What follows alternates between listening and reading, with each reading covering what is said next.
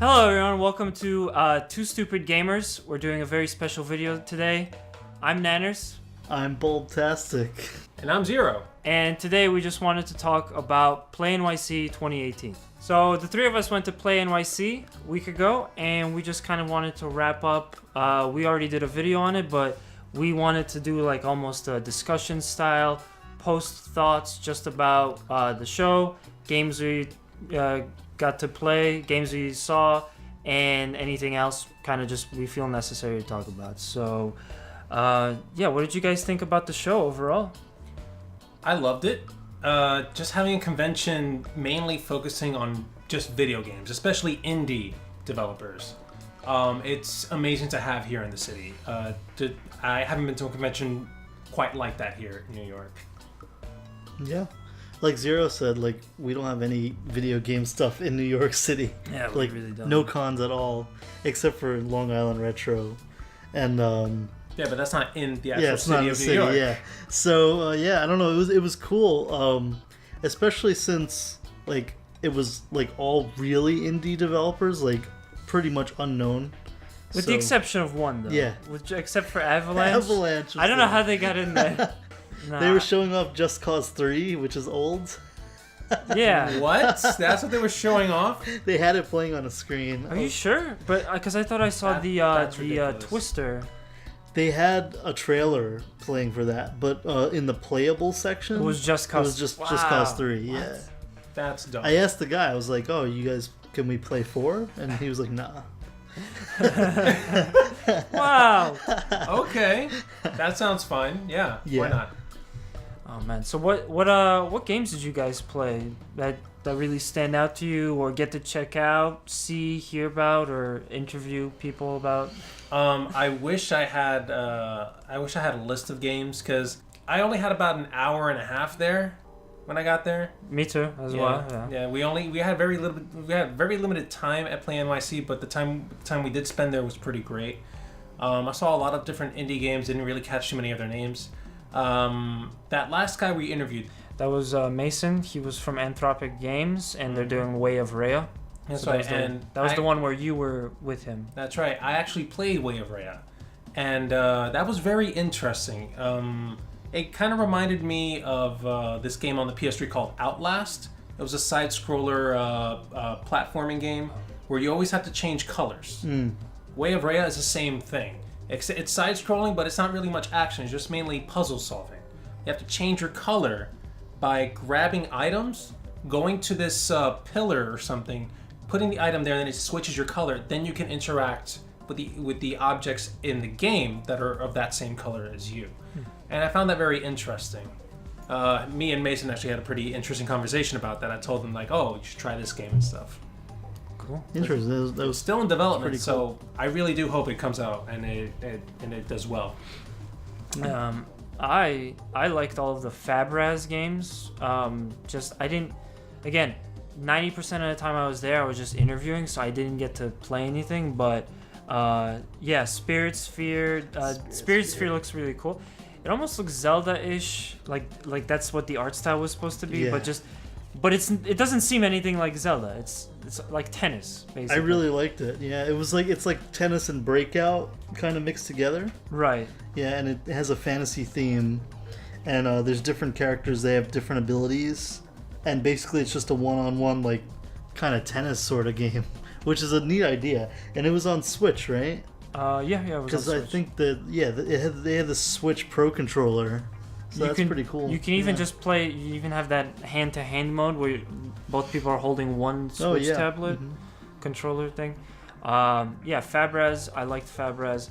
I did like the Sheep's Meow games that they had, Exposure and Nobody's Oh, Home. I did see that panel, but I saw the tabling. I never got to play it. They were the second people I interviewed. Color Fiction looks really good. That was the first group that we interviewed. I'm trying to think. Honestly, I didn't get to check out. I know Killer Queen was there. I saw that. I didn't stop because there's a lot of people there. There always is. Killer Queen is a game that there's always a bunch of people because it's such a fun multiplayer experience. People talk shit to each other, and it's fun. It's really That's fun. great. It's almost like Smash Bros, but I think you have 8 people, and it's on an arcade cabinet. Oh wow. Oh, Something like That's that. cool. Something, yeah. And they're releasing it. They're doing an expansion called like Killer Queen Black or something like that. I hope it makes its way to MagFest later on, but definitely that was one of the things that caught my eye this year at Play NYC. Besides, of course, Just Cause being there, even though it wasn't Just Cause 4. I'm still trying to accept that that's all they did. Yeah. I don't get it. I'm They confused. they had one other game, and it was old as well. I don't remember what game it was. I don't know what Avalanche does besides Just Cause, so I wouldn't be able to. They're making what's the game that they're doing right now? Crap. They're making a big game. Oh man, if I remember it, I'll talk about it later. I know what game I'm about to talk about. So this is another person we interviewed. The game that he's making is Lamplight City. Grundislav Games, lamplightcity.com. Yeah, an amazing game. It's one of those point and click adventure games, kind of. Yeah. And the art style is fantastic. Me being a graphic designer and an artist, seeing a game that well detailed, that well drawn, And fully voice acted. and fully voice acted, it drives me nuts. It was crazy. And the voice acting I had to notice, was of really good quality too. Yeah, it really was. So when we were interviewing him, I'm holding the camera and I keep looking at the game going, whoa, I want to play it. Yeah. It looks I mean, I'm not the biggest fan of point and click adventure games, but this is definitely a game I'm going to play, not just because of the art style, but also just like all the care and work that went into the voice acting and everything. It just looks great. Yeah. If you check out their trailer, was really well done too. They had some really nice effects on the trailer, and at the very end, the trailer like just pans out slightly and it turns into an old timey like kind of wanted poster. Yeah. It looked really good.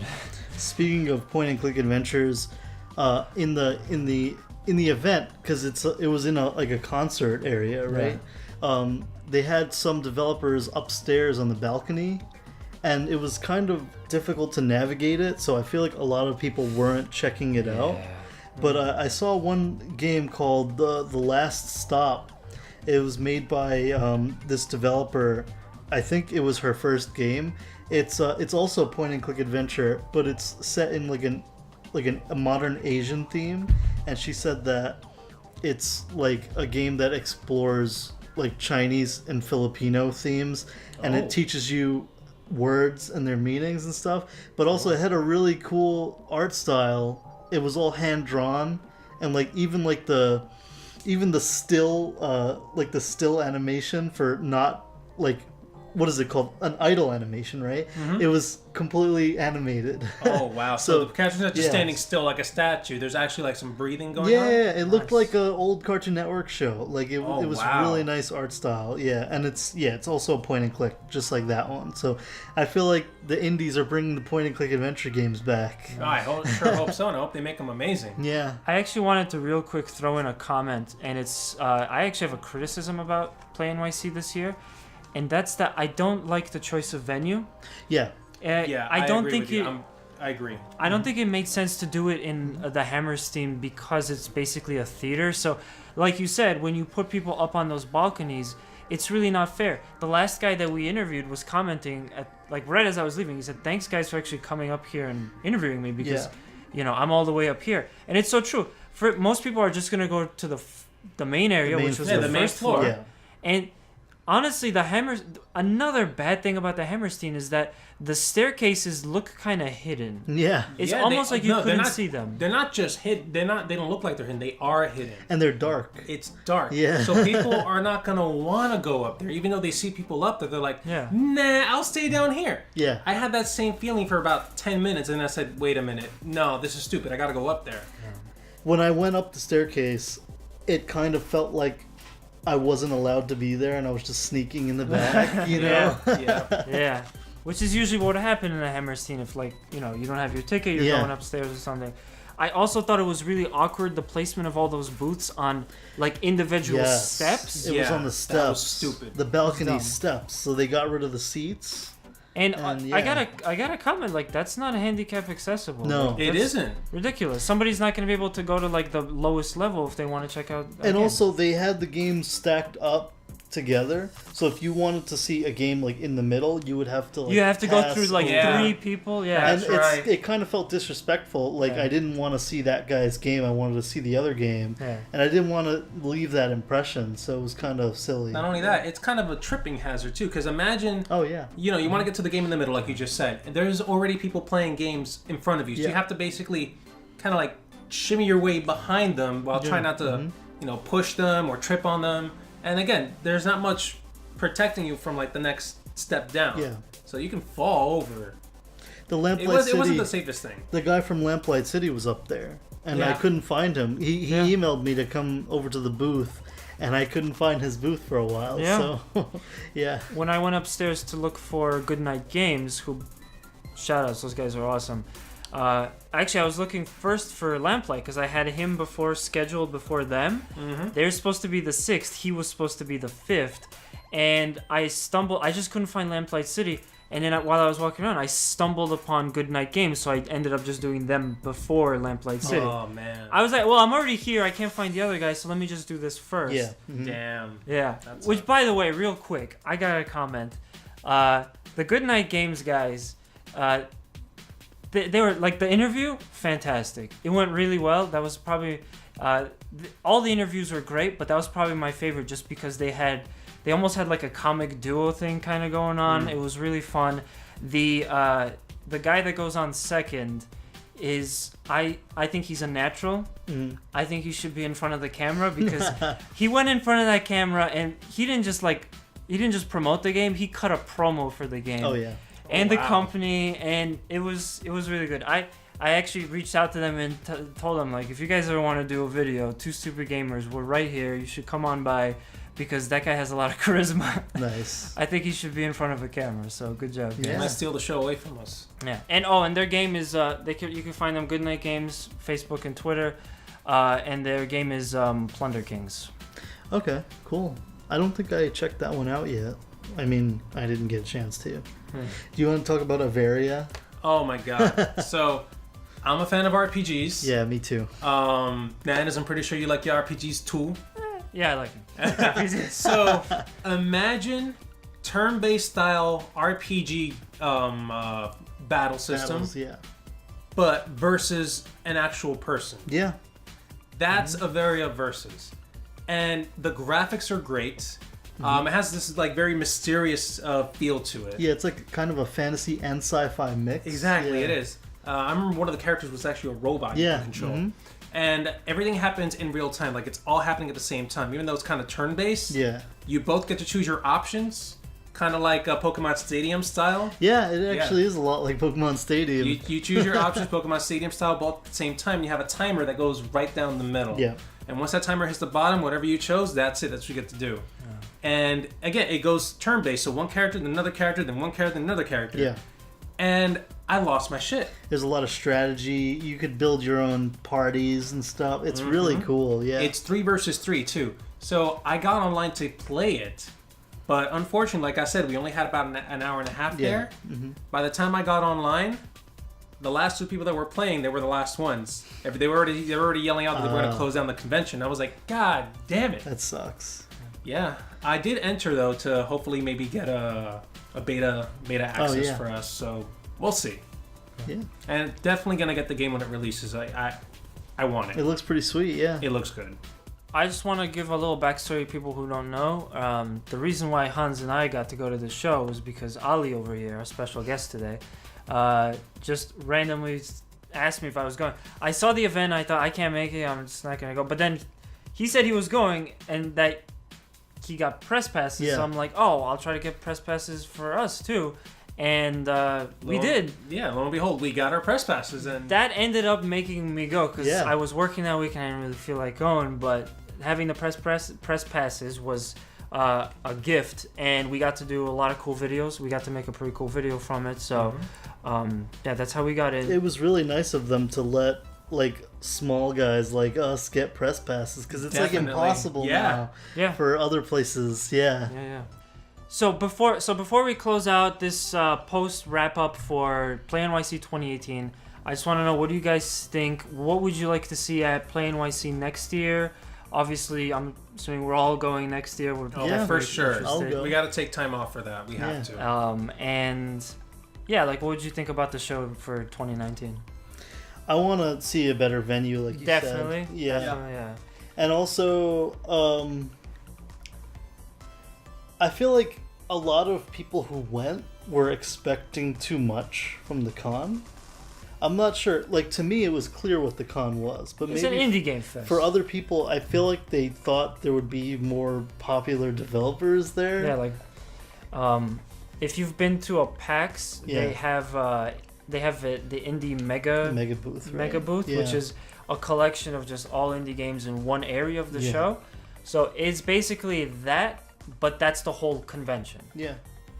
Yeah, you should expect like games you've never heard of, companies you've never heard of, interesting concepts for games, not even just games too. They had board games there too. They had virtual reality. So Yeah, there's VR setups. Yeah, there was quite a bit of VR Yeah. stuff. Mhm. Even for the PS4 that they were making. For Yeah. it. I wanted to try it. I didn't get a chance, unfortunately. Choice of venue would definitely be something I'd want to see. I think what they can do is find like a conference center, something with a really big, flat open They space. could use the Brooklyn. Expo Center. Yeah, That's Brooklyn right Expo where Center. BorrowCon took place. That would be a great spot. Yeah. That would make a little bit more sense. Mm-hmm. Yeah, actually, it would make a little bit more sense. Also, I'd appreciate that it's not in Manhattan. Yeah. But Possible to get to. yeah, pain in the butt. 34th Street, great traffic Yeah. around Sunday 4 or 5 o'clock. Amazing traffic. I want to see, I don't know, I saw a lot of cool stuff there. I even recognized some things, which I Yeah. didn't expect. Mm-hmm. They had like baby castles over there. They had other conventions over there Yeah. too. That a lot of time you'll see at a convention a booth for another convention. Yeah. They're there to like try to promote. I'd like to see. I like that they included, because I think this was the first year they did it, the whole show. I mean, but I liked that they included a giant stage where people are live streaming this commentary. Oh, I saw that. That's a good choice. That's something that you see now at tons of conventions, but it wasn't always the case. I think it just gets people like to, stand there and just like stare at the screen for a while, which is nice. Then they maybe go check out a booth, but it makes it feel a little bit more crowded, and then people will want to show up and just hang out and stuff. Not to mention you could put like cool, well-known game devs and stuff up there too. You could do exclusive reveals. You could also have those game devs like comment on like all these other up-and-coming indie developers. Because that would be amazing. Having like this top-level person who has already created many games, having tried the games of these newer people. Yeah. Like that's a lot of hype going on there. Like that would be amazing if they can do that. Yeah, I'm saying this because I want the convention to succeed. I feel like they should do more promotion, because everyone I talked to, like even like me, I didn't know about it until they emailed me. You know. Yeah. So Same. yeah. Well, I didn't know until you. Yeah. I heard of it Yeah. vaguely, and then you contacted me. But Same. they should do more promotion. I don't know if they have an Instagram, but like Instagram, Twitter, Facebook, those are the best ways to promote. Make sure you do that. Yeah. Pick a better venue, more games. Like make it. It doesn't even have to be like, you could compact them. Nobody's gonna complain that they have a booth too far out. Yeah. As long as everyone is on the same floor, make it like you could just walk through the whole thing, check out every single game like one by one. No more balconies, please. Yeah, No, balconies no. need to go. That was a pain. Can I talk about one more game? Yeah, go for it. My favorite game at the whole event, Dunk Lords. I went up to the balcony and I saw this super vibrant, like crazy basketball game. And it was 2-on-2 like NBA Jam, but it was all the characters were unique, and there was like conveyor belts and like a lot of crazy stuff going on, and it looked really professionally made, and it felt really good to play. And guys, check out Dunk Lords. Dunk Lords, yeah, I love this game. What developer? I think it was Story Fort. It says on the card. Yeah, Story Fort. Cool. Yeah, Yeah, it was all up in the balcony, all lonely by itself. But I felt like it deserved a lot more than that. It was pretty sweet. Yeah. That's actually a good point, Hans. What would you say is your favorite game of the show that you did get to like, that I did get to play, or did in I general, get to see? in general, all of it. Like, what do you think was the most interesting Let's call this the game of shows. The game of the show. Yeah. Game of the show. What's your game of the show? The game of the game of the show. Damn. I was just blown away by Averia Versus. I'm sorry. I have to give it to them. That would probably be my second choice if I had to pick another one. Yeah. Yeah. So that's me. What about you? I really liked. I think of all the games that I saw, I think the one that graphically the one that was most interesting to me was Color Fiction's game Zero North Zero West.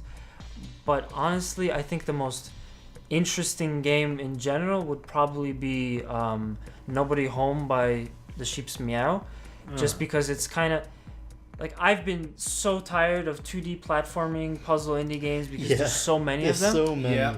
But this one I like it better. This one interests me a lot more. So I'm definitely looking out for that. And also there was this game called Ibn Ab that had like nice co-op to it. I remember seeing that game. But I didn't find it as interesting. I didn't give enough time, but I feel like this game does the co-op aspect of this as much better. Yeah. Because you're playing with another person as you're doing like you're working together to solve puzzles, and I think that's pretty cool. But yeah, before we really quit though, there is one more thing. I looked up the Avalanche Studios thing. It's Rage. They're working on Rage 2. Oh yeah, Rage 2. That's what it is. Yeah. I actually really want to try that. It looks fun. And they had nothing there from Rage. Yeah. They didn't have anything. They didn't even bring Andrew WK out. Oh no! That's what we need for Play NYC 2019. Andrew WK. Andrew WK. Yeah. He needs to open up the show with a big concert. Be amazing. That would be no, really. I would really go. I'll buy my ticket right now. Yeah, I would go too. But anyway, this has been. Were you gonna say something? No, I was gonna say you're gonna be the first one online, like I will. like a month before. I was so mad when he was at E3. Yeah. I'm like, damn, I wish I was there. And everyone in the crowd was just like, "Who's that guy?" I would be the guy like standing up and like singing all the words to the song and moshing and everything. Fuck. Anyway, moshing while nobody else is moshing. Yes. Just bump into I the have walls. Just push people, random for WK, man. Yeah. But anyway, yeah, that was Two Super Gamers joined by Ali Bulbtastic. Bulbtastic. You can check him out on Twitter and Twitter, Twitch. Instagram, Facebook, and Twitch, all the same name. So Bulbtastic. yeah. But thank you for joining us. Yeah, no problem. Thanks everyone for watching. This has been our wrap up, like kind of video for Play NYC 2018. You can check us out on Instagram, Facebook, and Twitter as well at Two Stupid Gamers. Make sure to like, comment, and subscribe. And stay tuned for more amazing content. Bye. See you later.